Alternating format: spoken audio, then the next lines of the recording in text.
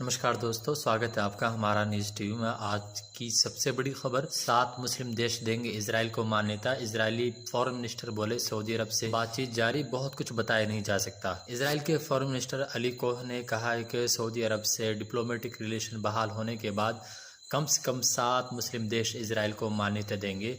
ये एक नई तरह की पीस डील रहेगी। इजरायली अखबार यरूशलेम पोस्ट से बातचीत में कोह ने कहा सऊदी अरब और इजराइल के बीच बातचीत जारी है और कुछ चीज़ें ऐसी हैं जिन्हें इस वक्त बताया नहीं जा सकता।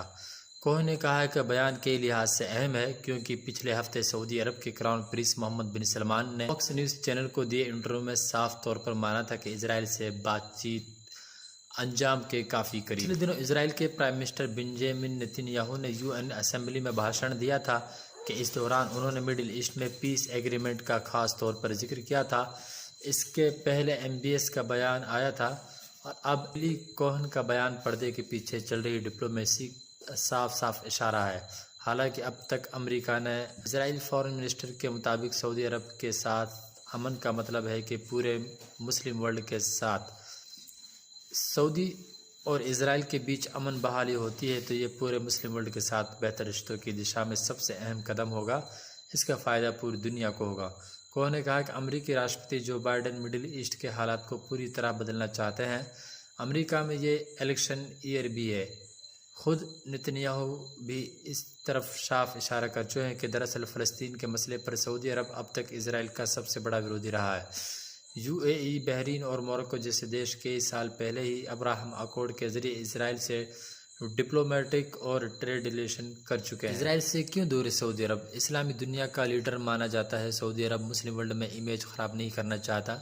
इजराइल से बैकडोर डिप्लोमेसी के जरिए संपर्क, इसमें अमेरिका मध्यस्थता की भूमिका निभाता है।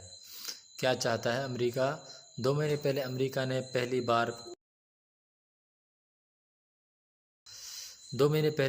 पहली बार खुलकर कहा था कि वो इजराइल और सऊदी अरब में नॉर्मल रिलेशनशिप चाहता है। अमेरिकी विदेश मंत्री एंटी ब्लिंकन ने कहा था कि अमेरिका की नेशनल सिक्योरिटी के लिए बहुत ज़रूरी है कि इजराइल और सऊदी अरब के बीच नॉर्मल रिलेशन हो।